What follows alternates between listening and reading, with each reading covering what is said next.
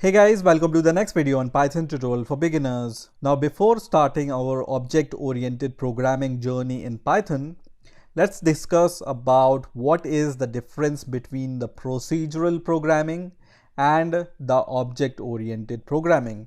So you will have the better idea why we use object-oriented programming. Now traditional programming languages such as C or Pascal were called procedural programming languages or structural programming languages, where the basic unit was functions. Now programming in these type of procedural languages involves choosing a data structure and then designing the algorithm and then translating that algorithm into a code. So if this sounds a little bit confusing, let me try to explain it with an example. So let's say you have been given a task to create a program for a passenger who wants to travel from one place to the another place using a cab service. So if we think from the point of view of procedural programming, what we do in the procedural programming is we create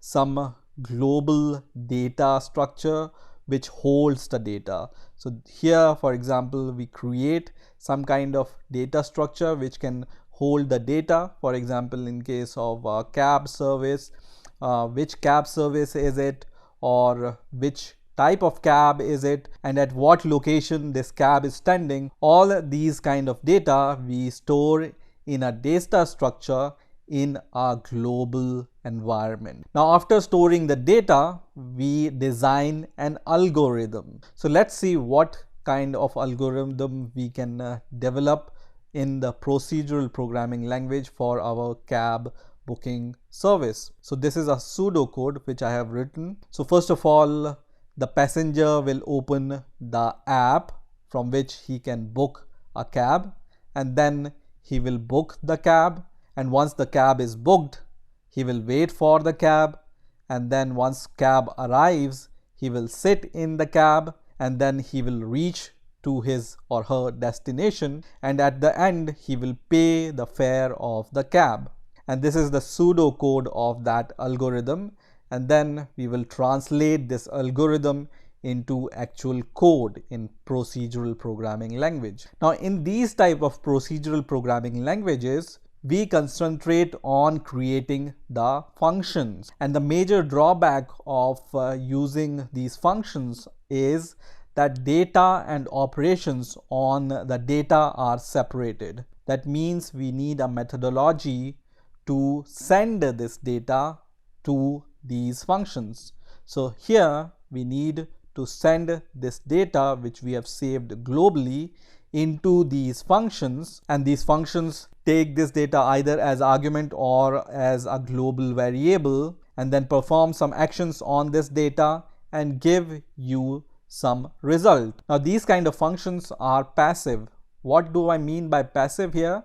That is, these kind of function cannot hold any information inside them.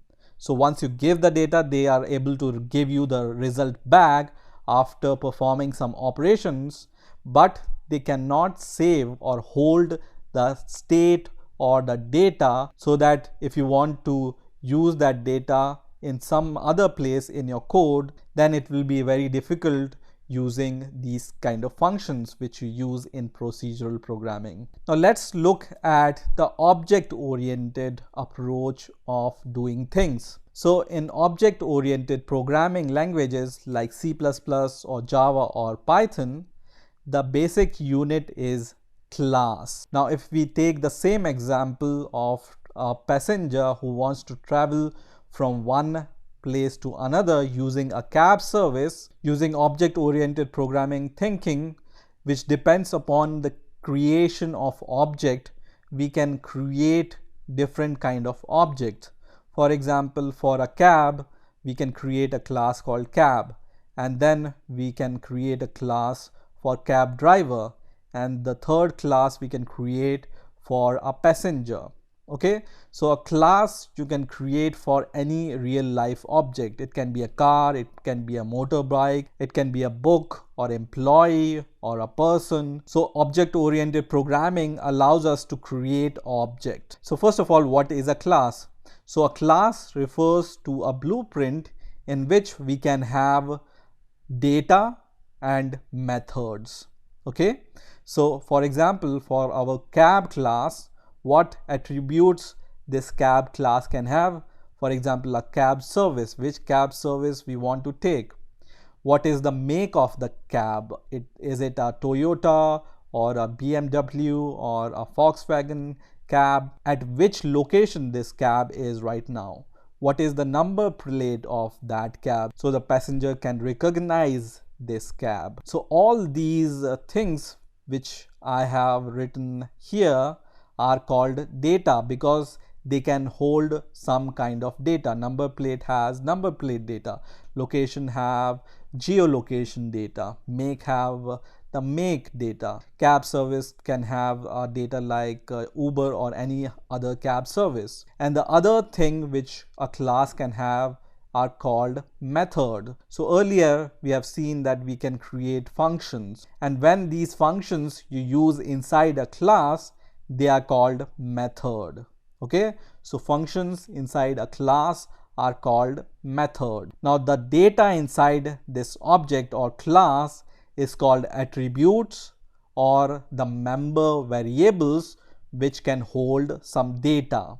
And using this class we can create object of the cab class, which means we can create different object using a same class. And how to create object using classes we will see in the next video in the real life example. So don't worry if you don't understand how these things works. I will give you a real life example so you will be able to understand in a better way.